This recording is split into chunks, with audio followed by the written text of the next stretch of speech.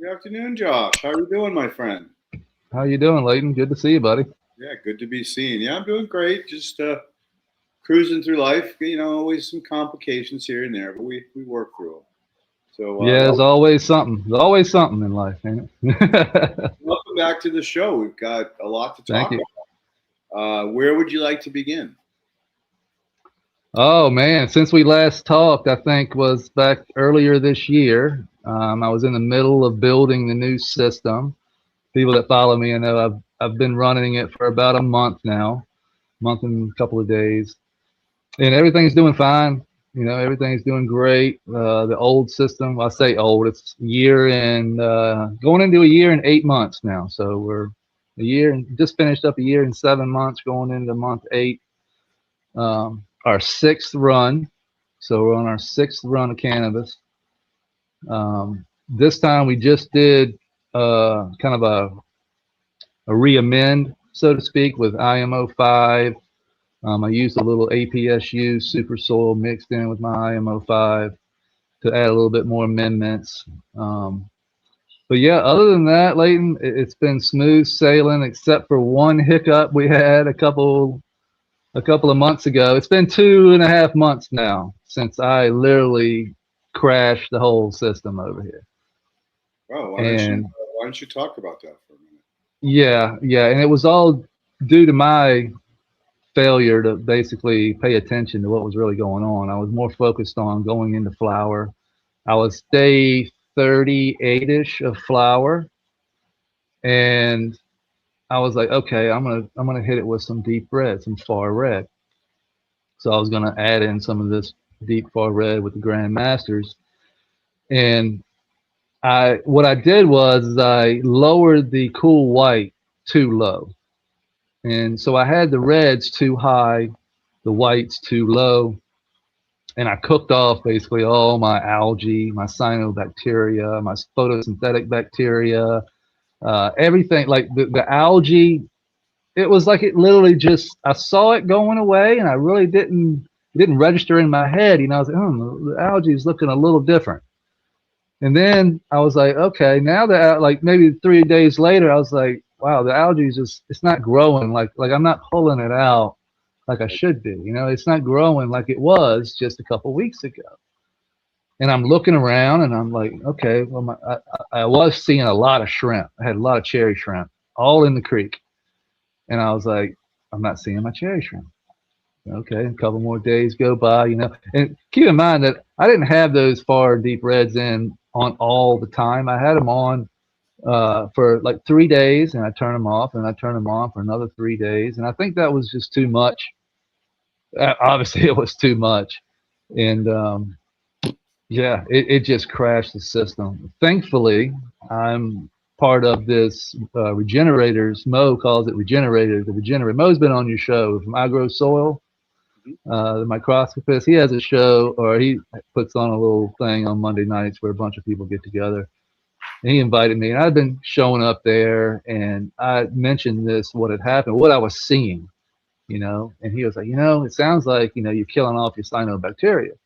Sounds like you're like your purple non-sulfurs and your lad and all these things that are keeping everything in balance just got somehow cooked. And then somebody else was like, after doing a little research online, was like, yeah, deep red kills cyanobacteria. Like if you go too high in the nanometer range, like the 680, 700 range, it actually can kill uh, cyanobacteria. It definitely can kill algae. It kills algae like that. I mean, you get up in those high ranges, like the 700 range.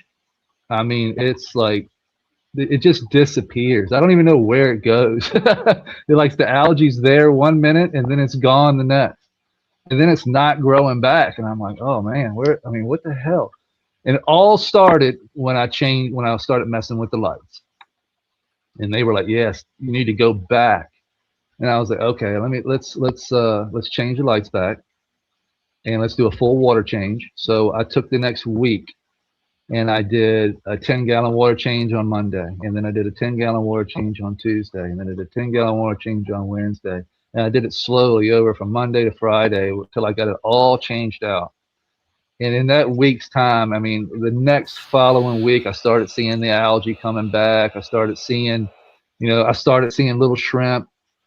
Uh, Everything just started to change. Let me flip around and I can show you the remnants of the crash because I'm just now the grass along the edge of the creek. I'll show you here. Let me flip around. So where do you think the shrimp came from? Were they in the pond water that you applied? The shrimp? I put 10 shrimp in, 10 cherry shrimp into the pond when we first started the pond up. So we first started the pond up, but somehow they jumped up into the creek or just climbed up the wood and got into the creek and then populated the creek because there were no predators up here in the creek at the time. But I want to try to understand. The cherry shrimp came back in the tank, but they died in the stream. I think what happened was that the creek. I lost a fish in the pond. All right, but only one shiner, one minnow shiner, was the only one I lost. Everything else, like it never happened. Okay. But all the shrimp, it must have been 1,000 shrimp. Just they had populated all through here. You see them everywhere, and they disappeared. All the algae through here. So you see all the algae growing, the bubbled up. It's all bubbled up all around the edge. And, I have to come in here and just pull it out. Like, that's just all algae. Yep. But this is my filter. So once my filter went away, it took about 3 days for the pond to crash. Oh, so crash. Oh, yeah. That's the only reason, like the fish. Like, so I tested it. My numbers were off the charts, put it to you that way. So I knew immediately, due from my freshwater experience and my saltwater experience, that I knew I had to do a water change because basically water change, when you're having trouble in aquariums, water change is like the first thing that you're going to want to do is do that water change. But you can see the grass down here. You can see all that brown grass down through there. Yep. That's all from the crash, okay? All the way around. So all the way around. Right on the water's edge. It was brown as brown could be. And then the plants that were connected, shriveling up, brown spot. I mean, nasty looking, not good at all. Okay? This was all in a week's time. And I was in day 38 of flowers, so that, everything's up here, and everything is just looking not good at all. And I was just like, wow. I was like, all that, I took 1.5 years to get all that built up. And then literally like in a week's time, just from changing the lights to that far red and deep red, it just, this was non-existent. The grass turned brown. It was crazy. Like it was like it happened so fast. It's like a tornado came through. Yeah. Like something you took 2 years to build was gone in a week. Like boom, gone. And I was just like, wow. I was like, is this going to take forever to come back? Well, water change, flip the lights back. I'm 2 months. This is 2 months later, and we are, look at the grass. The grass is back to green again. Yeah. Yeah. Yep. Everything brings up a very, very valuable point that we should really hammer home to the guests or the listeners. This is how fragile ecosystems are. And it's, they do come back, and they can come back quite quickly. But, any imbalance in the soil, pollution can just devastate an entire ecosystem very, very quickly. Oh man, it was insane how fast it happened. Like I was like, wow. And it was almost as if what was I getting ready? I had something on my mind. I was like, I know what. No, it was the worms. It was the worms. Like right now here, I'll show you. I have this poker here. And this is my best friend in here. This right here. This is my best friend. And I use this, and I can hit the top of the rock wall here. So top of the rock wall. This is the top of the creek, basically. And all this grass is just sand and silt on top of the rock wall. And then I can run this down, find the edge of the rock wall, and then run this down the soil and pull it away a little bit. And this is really helping regulate moisture and worm castings. Oh my goodness, Leighton. Like this is the problem that, look, there's one. I just pulled it up. Just pulling it out, and there's a worm. Yep. This is the issue that what I'm hearing people having in a system like this, or not like this, but in like a 4x4 running all natural. You know what I mean? Like a horizontal soil system living system, horizontal setup.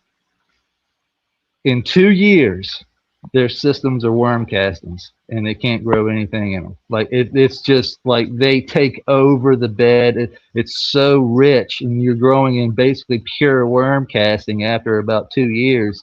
And what I've seen is that around the edge, all right, look how I'll grab this grass here, and this is sitting on top. That's sitting on top. That used to be nothing but sand and silt. Now it's pure worm, but it's got roots in it. Okay, Yep. so it used to be it's pure worm casting, but it's got these roots growing in it, which keep it aerated. So when I crash the system, everything, all these roots died. The worms left, creating a non-oxygen rich environment through here, which basically everything you could just see couldn't breathe. Basically, it was like everything was just suffocating and dying off and couldn't take up nutrients. It was just, you could explain it better than me what was going on, but that's what I saw happening. Everything was just like getting choked to death. Couldn't breathe. It couldn't take up anything. So it was in survival mode, and everything cysted up, and I've been sending my soil samples to Mo over at iGrow Soil, and he's been looking at them. So I sent him a sample at the very beginning, and it was, I mean, the soil looked great. Everything we had tested, we had nebas, we were seeing it all. And then I sent him a sample just after the crash, and it looked like a dead zone. I mean, it was just, it was completely different. You could literally see the death, and you can see everything cysted up. Did he see a bunch of anaerobes like ciliates or facultative? Yes, okay. Yes, we were seeing all of that.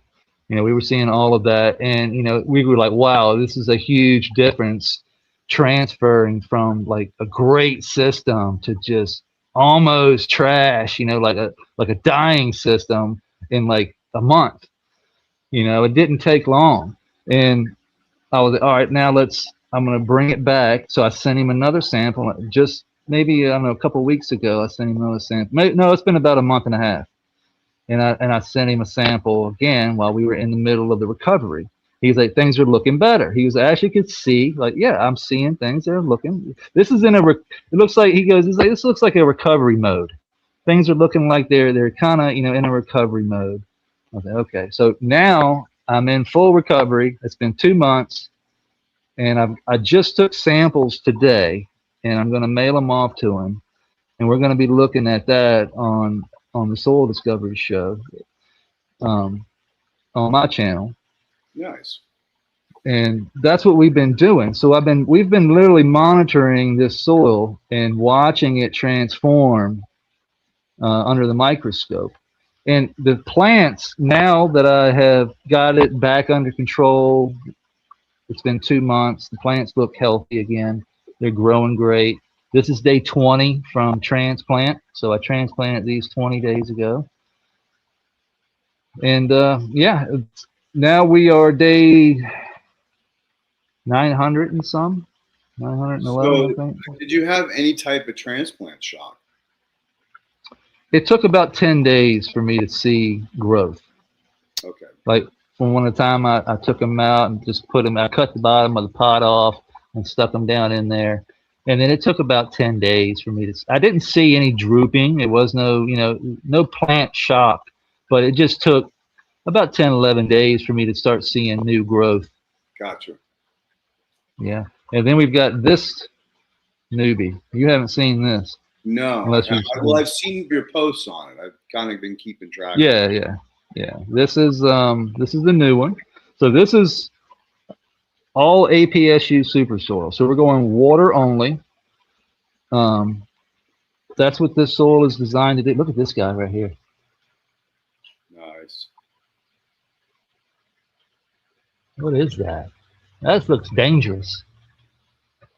No, that's yellow. It's a predatory wasp.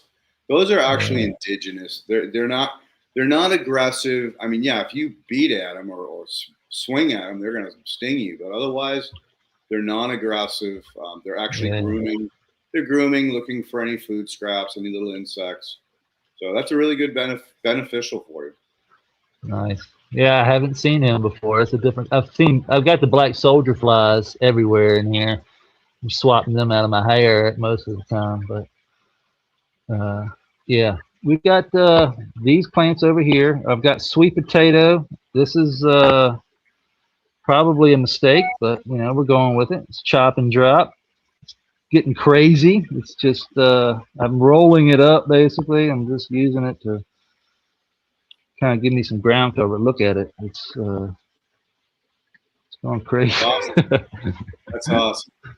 That's a happy plant, man. Look at all those flowers. Yeah. Look at all the flowers. You're gonna have quite a production there, my friend.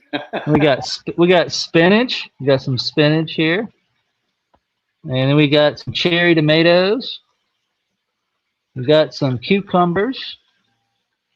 Nice. This is an experiment. I just got a little bit of super soil with a transplanted extra, so to speak. So they've got a yellow squash down there, looking good. And then this giant tomato plant's gone crazy. I haven't got any tomatoes. It just smells like a strong tomato. I mean, it's like, when you touch it, it's just, whew. It smells like. Well, we got our bullhead minnows in here right now. They're just keeping the pond clean, trying to keep the algae down a little bit.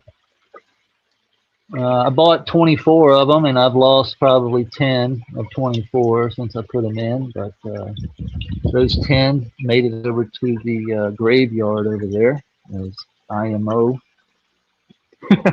Well, remember, as some fish grow, the smaller or weaker ones die. So it's just a transition. You see that right there on that log? Yeah. What is it? Those are fish eggs. Oh, nice. Yeah, I just saw those yesterday. So those are fish eggs. Well, it's a healthy system if they're laying eggs. Yep. So we've got eggs. So hopefully won't have to buy any more bullheads. Those bullhead minnows, I tell you, I got them for like $4 at the bait and tackle shop down the street. They're just bait fish. Yep. People use them for bass fishing and catfishing and stuff like that. But man, they are algae consuming things, man. I mean, you can pull it out of the creek, throw it in here, and they're just they're like freaking piranhas. No. Okay, guys, I want to pull you back for half a second to the worm casting. Oh yeah. What should he do if his bed is going all worm castings? That's a great question. I was kind of letting him give the whole tour, and then I was going to wind it back. But thank you, Ken. Yeah. So, because you have no predators, and you have the perfect environment, I could see how they tear through there. And nice mushroom. It didn't come in. It didn't pop in here. I brought it in. Oh, did you? I found it. We had like a lot of rain these last couple of days, and I was like, "Oh man, look at that mushroom! That's going in the bed." There you go. Feed the bed some mushies. So it's a really interesting thing that because you have this no prey predator relationship, that the worms are just getting out of control. Now, I think the way to properly manage the worms would be to actually use vibration. So in the past, we've talked about putting a stick with little notches down into the soil and rubbing it up and down, and then harvesting these worms periodically so it doesn't get out of control. And it's a giant experiment because you're never going to know for sure how many are present. So anytime you see a worm, just grab it and throw it a cup. Do you have any worms in the new bed? No, I was not even going to attempt to put them in there.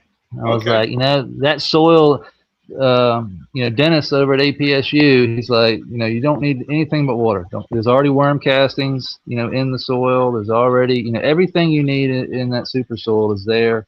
It's water only. And when people, go adding things to it, that's when it kind of messes up the EC and the cation exchange and the soil and everything is dialed in. So he told me, he was like, look, just put the soil in the bed, keep it watered, and watch out. And I was like, okay, here we go. You think the minnows will eat the worms? Oh, yeah, that's what I'm getting ready to do. Actually, Pooter loves his worms. Pooter over here will. See that? How quick that was? Yep. That goldfish just came over and he was gone. Like, both those worms were gone. So just every time you go through there, make yourself that little vibrating stick. Yep. Pull up as many as you can and throw them in the fish pond.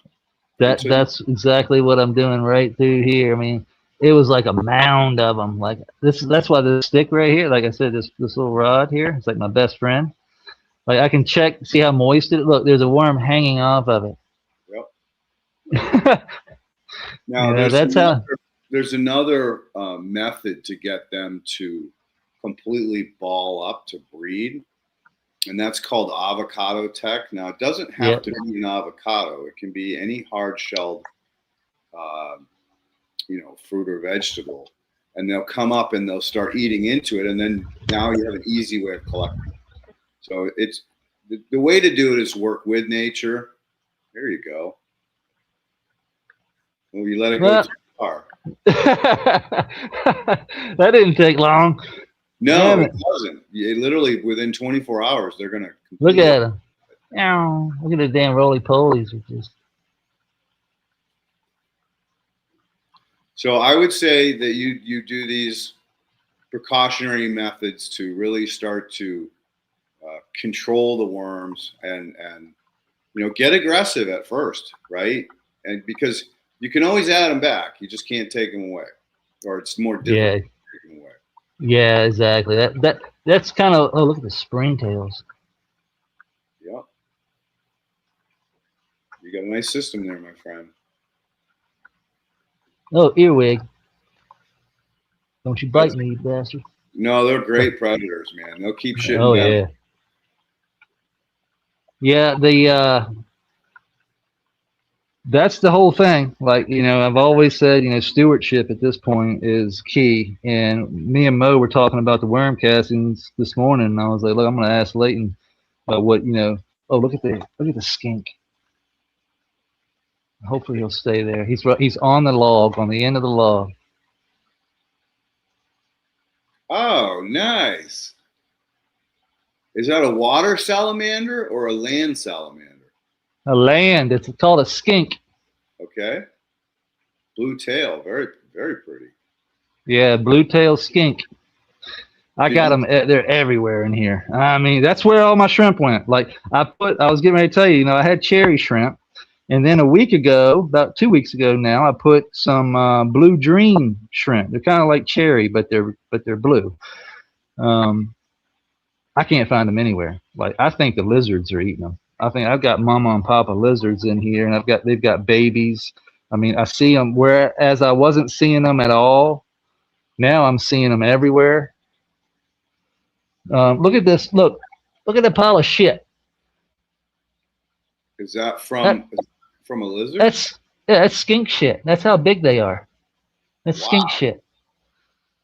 Well, you Look. know who's eating your shrimp. There's shrimp right there. That's a hell of a lot of shrimp. That's probably 4 or 5 of them. yeah, damn skinks, man. They do great because they eat roly polies, they eat worms, but the system. I mean, I must have God. If I'm seeing him, look, he ran off, but there there he is again. He's back. Yeah, he just took off. I mean, they don't even care if I'm around anymore. Like that's the thing. Like that's how I know they're like mice. Like if you see them, there must be thousands of them. Well, you might want to think about getting something to trap them, so that you can keep them in balance too. There's Plinko. Oh yeah, good algae eater. He's gotten big. Yeah. And there's Scooter. He's gotten big. Mm-hmm. And then we've got Digger over here, and the Monstera is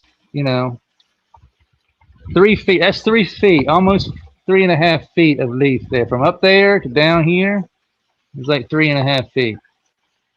That's beautiful. And then we've got a new one. I was going to say, what's the ecosystem like underneath? Oh, look at those aerial roots. Very cool.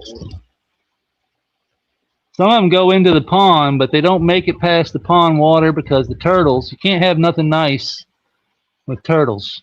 See, look at them. They're staring at me like, "Feed me, Seymour. Feed me." That's all they do is eat. And then we got Digger over here. He was over here. There he is. I see him.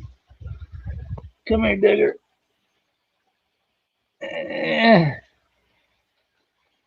Nice, Dig. So he's what we call a terrapin, right? Yep. Yeah, he's a little box turtle. And he's been living here on the property with us for, whoop, lost my headphones. Hold on. He's been living here on the property for about 7 months now, 8 months. We keep his little water bowl. He's here on the property. Did you get him out of the wild, or did you buy him at a pet store? No, right here on my property here. Nice. Kids found him and brought him up here. Nice. He's gone into the hole there. Yeah, they were like, "You gotta keep him, you gotta keep him." I was like, that's when I built this whole thing here, and I was like, I wanted to keep him. I wanted to keep his home, where he came from, as close as possible. So we built him all this, and he has full access, to the light. He can come up from underneath here. He can go down through here and come around, and he can. Sometimes I see him sitting on the log there, getting this. This is UVB. This is a T5 basically. Light, and then this is the heat lamp here. So we've got the guys can come on up that log there and rest right here on this whole bank right here on this road. So everybody can sunbathe. Yeah, everybody likes to come up here. Like yesterday, a couple days ago, Scooter was actually all the way up on here, sitting over there by the succulent there, and Scooter was all the way up on towards the end of the log, not all the way up on the rock, but all the way up to the log. But Scooter, the big one, the big girl, she'll come all the way up on and be hanging out up here. I haven't seen them like cross over into here yet, but I do see them laying on the rock. So.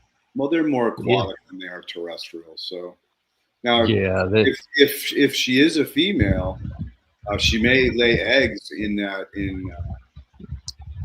other turtle's little space, Digger. Yeah, that's what I'm hoping. That's what I'm hoping happens. Like I'm hoping I hope I got lucky and got a male and female, and when they do, she'll be able to come on up and cross over, do her thing, and then go back. So it might be interesting to see how mature, like how old the turtle has to be to begin to be productive. I think I AI'd that, and I think it was around 4 or 5 years. Okay. If I say, for instance, I've already gone too far, and say this is all worm casting, and things aren't growing right. Would it just be easy just to scoop it out and replace the soil, or would it be like an amendment type thing? I would say you can amend it. You can always add a little bit more. I would say probably sand and clay and not silt, because worm castings are kind of a silt. Yeah. So I've got this over here. I wanted to show you this information. So this is pea gravel mainly, but it's also construction sand. So I added construction sand to the silt and sand that I get from the reservoir, because the construction sand has got bigger grains. Yep. It's like, so it gives me better aeration. So you can see, like, some of that pea gravel is tiny, but then so I would take an aggressive stance. I would use avocado tech and use the vibrating stick. Every worm I catch, I throw right in with the turtles and the fish and let them have fun with it. And then I would start to add that in, as you're taking stuff out. And it won't hurt to, like, if you see a big clod of worm castings, just scoop it out and replace it with a handful of soil.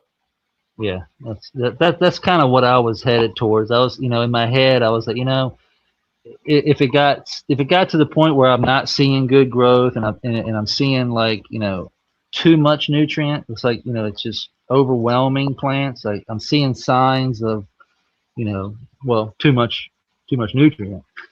Yep. And I'm not seeing that yet. But if I was, the best recourse of action would be just to basically remove, like, that's the biggest thing for me, is like removing things in this is kind of difficult, because it kind of messes up the whole thing when I start removing and replacing. But if I was going, like, say all of this is worm castings, scoop maybe the top 2 inches off and replace it with new soil, or fresh, like maybe a fresh mulch, or like a fresh like IMO 4 or IMO 5. I would be hesitant to add soil, because you're just going to encourage more worm growth. Whereas That's what I did. That's what I did with the IMO 4 and 5. Like, literally, like, I put it in, and like you said, I just created a monster with the worms. Like, they just came in and just destroyed all that IMO 4 and 5 was gone in like 2 weeks. So again, I would add just sand. The little pebbles are fine. And get yourself some clay. Go down, hike a creek till you find where there's a clay vein, and just harvest it. And if it rolls like a snake in your fingers, you've got pure clay. If it crumbles, it's somewhat contaminated. But again, and contaminated means there's other materials mixed in, other parent materials. Either one is fine.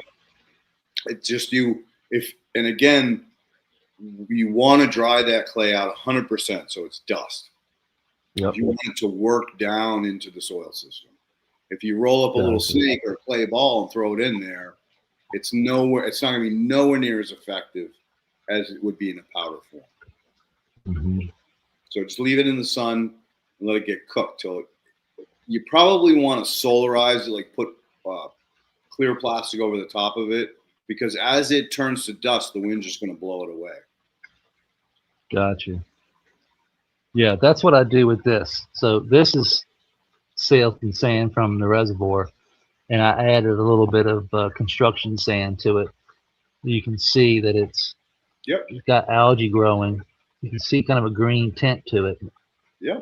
And we're starting to get grass growing in it. So the grass is starting to spread. And then I've stuck this down here, and we do have roots. What is it? It's a cut a cutting, Uh, a cannabis Yeah, cutting. yeah. I took it from outside, one of my outside plants, and you can see the roots. I Yeah. just took the cut and I stuck it right down in there, and it So took about 2 weeks, but it rooted.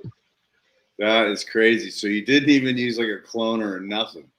Nothing. Nope. Just stuck it right down in there, just like that. Well, cut Yeah. those dead leaves off. You don't want the plant wasting energy on that. Well, I wasn't gonna keep it. I just wanted to see. I'm already way over my allowed limit, but we're gonna be cutting most of these out. But yeah, that I wanted to show you, like that is. Well, that indicates a very, very biologically active ecosystem. So that's fantastic. Yeah, yeah, yeah. And did the same with the grass here. That rooted. I don't want to pull it out now, but I haven't checked these in a while. I don't know if these have rooted yet. It stuff those. No, I haven't. I don't see any roots yet on that. Yeah, you can see a snail on there. That's so cool. You really do Yeah, you do have a beautiful system, and I wish that thank you. cannabis was less of a demon in the minds of so many people. Because you could bring kids in there and show them this, and they would just go ballistic. But Oh because yeah, the kids don't even care. They don't even care about the plants. They come right over here. They'll be like, right. those are your kids. It's not like Yeah, you're yeah, yeah, bringing a bunch of kids in there. yeah, yeah. Because I mean, literally, like this is a great inspirational tool for kids because you do have all this wildlife, and it would probably encourage a lot of them to make a terrarium, which was something I Yeah. did when I was a kid, and I loved that thing. And I Yeah. had like 4 or 5 different types of bugs. I had a couple fish, just like you, a little turtle, and in a 55-gallon tank. So half of it was aquatic and the other half was terrestrial. Did you see that? Yeah. That's a jumping spider. He's kind of running around from me. He's got some bait. See, he's caught some stuff. Yep. He's hiding from you. Yeah. Sorry to cut you off there. That's right.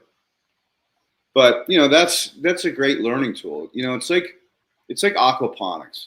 You bring a kid to an aquaponics facility where they're growing veggies with the fish, and you talk about the plumbing, the electrical, all the things that are involved in doing it, and those kids get super inspired. This is a Kimmy Pure bag. I mean, if I set this down, this is what there was a worm in there just a minute earlier. And I have no idea how it got in there, Leighton. Like, it was a big ass worm. It must have been in there from a casting or something. Yeah, from it then grew huge in there. But I just keep those. Like, I have one over there in the creek, and then after about a month, they need to come out and change them out. But when I set them on top of the soil, man, that thing here, this is a biological haven. It's just activated biochar and some different types of synthetic clays and polymers that they put in this bag to clean the water. Yep. And the biology in there is insane. I mean, I put it on, just lay it right there, and everything just comes up and just mines the bag. Well, there's another natural trap for you. So every time you take that out, twice a day, come out and harvest the worms and throw them in with the turtles and the fish. Yep. And then I have one pad. This is a nitrate pad. So I just will take this out and put it in a bucket, slosh it around. What is it? A root? Is it a root? But I'll put this in a bucket of water, slosh it around, clean it, set it back down in there, and then take that water and pour it on my outdoor plants. There you go. And that's all I have to do. Look at all these roots. This is the lucky bamboo here. So this is towards the end of the creek. But this is what's cleaning most of the creek. Shit like this. Now, do you ever gently sponge the excess algae off Yeah. it? Yep, that's what I'm doing. That's kind of my biggest thing on stewarding in here. Like I have to come around and do this. I have to pull it off. I've got to let it make sure it doesn't get overwhelming. Like I'll pull some of it off the roots, you know. But yeah, it needs to be managed for sure. And then I'll just run my hand. I'll act like a hearn or like a crane walking through the, and I'll just do this, The claw and machine. yeah, you claw it and you kind of shake it, and that's what that pad is for, sitting here before the at the end here. That's going to catch a lot of that excess that I'm just working, and then there are no filters, that's the only filter. But I'll just do this. I'll get in there and pull all this out, and then just bring it over here and put it right in the soil. And you can see that's what I did this morning, and it'll be gone tomorrow. Like that'll be completely gone. It goes so fast. It's insane. Who's eating them? The worms or the bugs? Everything. Okay. Everything. I see everything on it. Everything loves algae. It's like crack cocaine to all the critters. It's like when I put it in there, it's like, ooh, candy.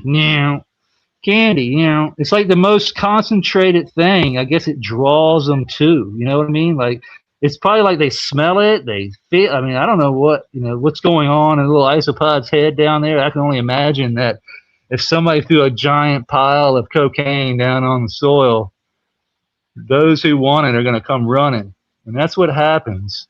It's when I throw algae on. I mean, it's just like a swarm, and I don't see it until the morning. Like I'll come in here just before the lights turn on because I have the UVA and the UV and heat lamp kick on about 15 minutes prior to the big lights coming on. Okay. So I can come in here and walk around and see things, and before the lights come on. When I do that, when I come in the morning, it's like isopod, like it's like the fairgrounds, okay? When you just go in, you just a sea of like people. Yeah. Well, it's like isopods just run around everywhere, all over the place. They're not messing with the plants, but they're just working and mining everything that I threw down the day before. So I'm basically throwing down something on this bed every day. You're bringing up a very, very valuable point. The isopods are their main focus is to chew up organic matter. So like worms, they're going to leave behind a very fine worm casting like soil condition.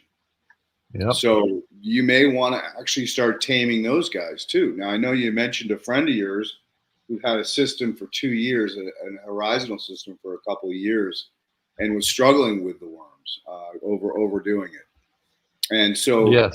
I wonder if he has isopods as well, especially on scale.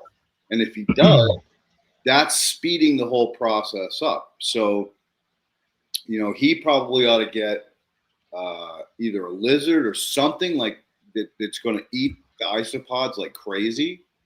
Yeah. And something that he's big enough that he can see and it's not going to breed and get out of control in this tent. But the lizards will also help with the worms, especially if you like create that, avocado tech or shell tech. The lizard will just knock it over and gorge himself. So, again, using nature to balance nature is the key to the whole thing.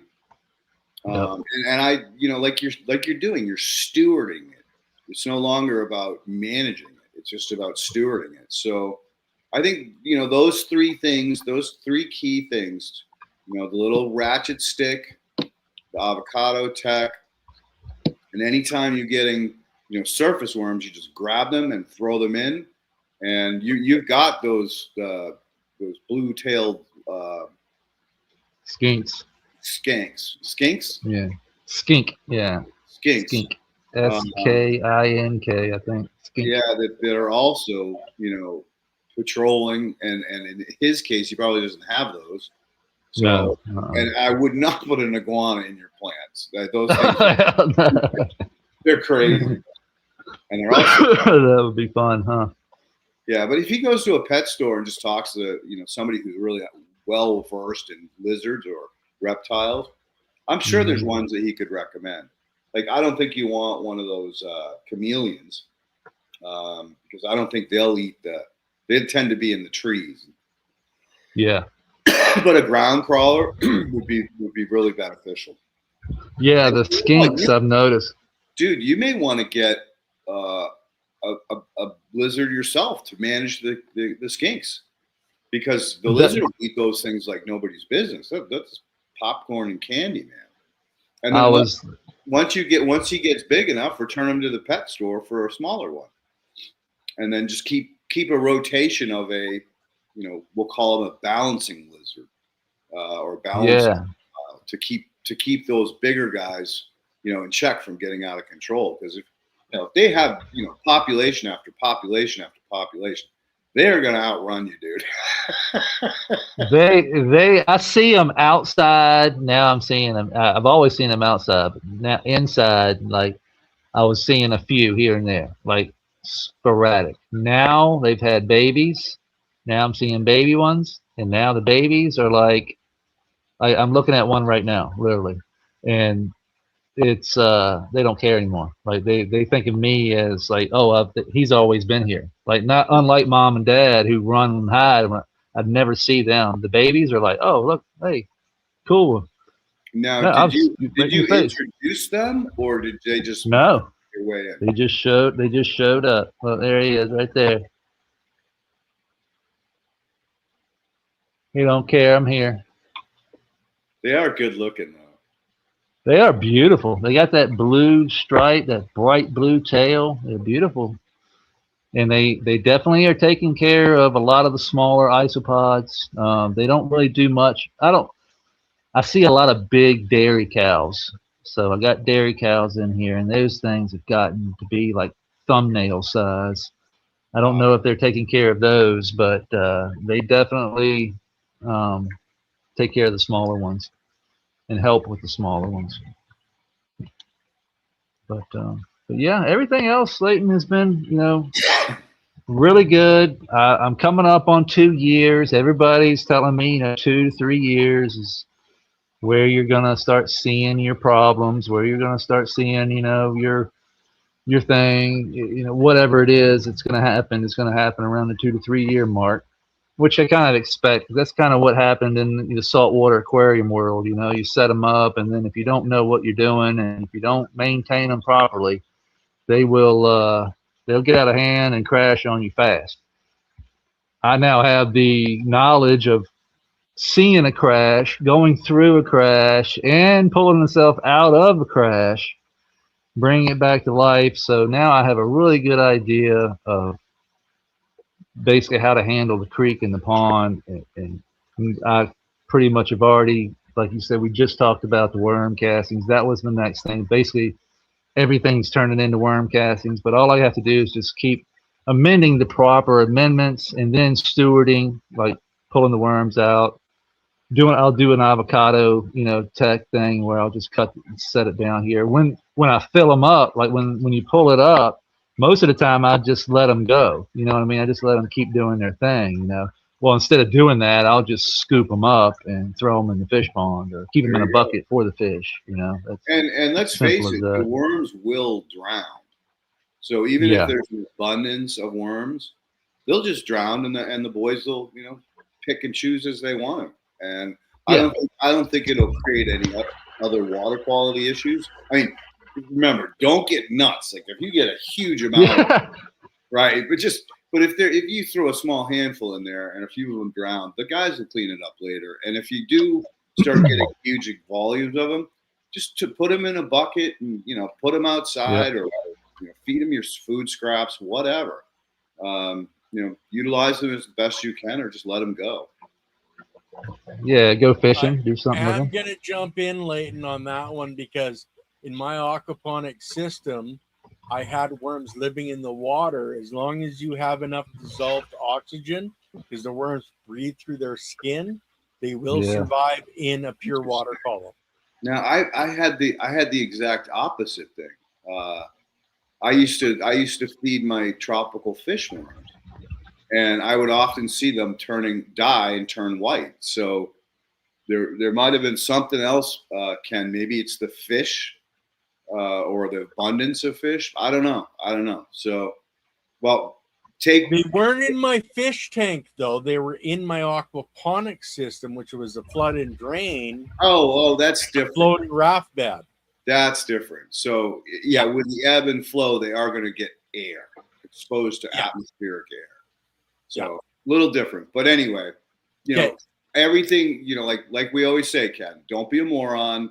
You know, don't be a moron. Yeah, do your due diligence. If you throw a bunch in there and you're seeing a whole bunch just sitting there, scoop them out. But my gut feeling is, as long as you're being, you know, realistic about how many you're throwing in there, they won't ever create a water quality problem. Yeah, little things like, I mean, I've been seeing little things like this pop up, so that's a good thing. Yeah.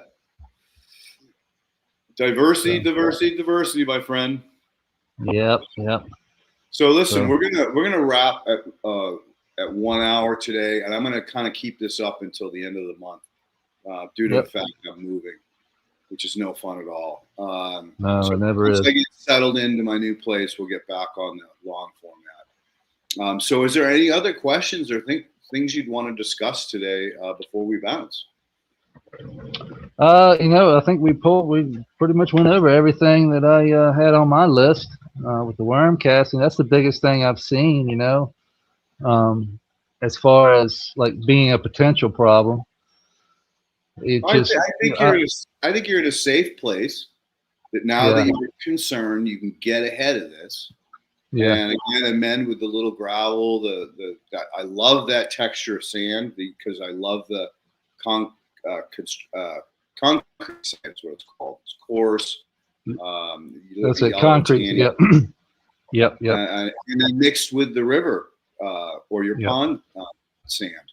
And I would say, you know, ideally, you take that pond mixture, throw it in a bottle, you know, something that it's big enough you can shake it, and then do your what we call field textural test, and try to flush all the silt out of it so that it's just sand, because we don't want you to add more silt, because that's going to contribute to that problem of too high of organic matter.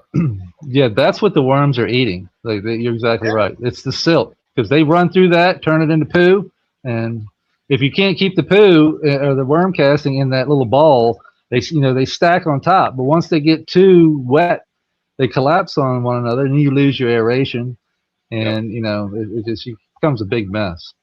And I'm still a fan of having worms. I think they really do a valuable thing in the system. But again, because you don't have any predators, you have to be the predator. And you have to be diligent about it. Especially, you know, once you start putting avocados down and you're no longer seeing worms come up to it, or we should say shell tech, because I don't want people to think you only use avocados.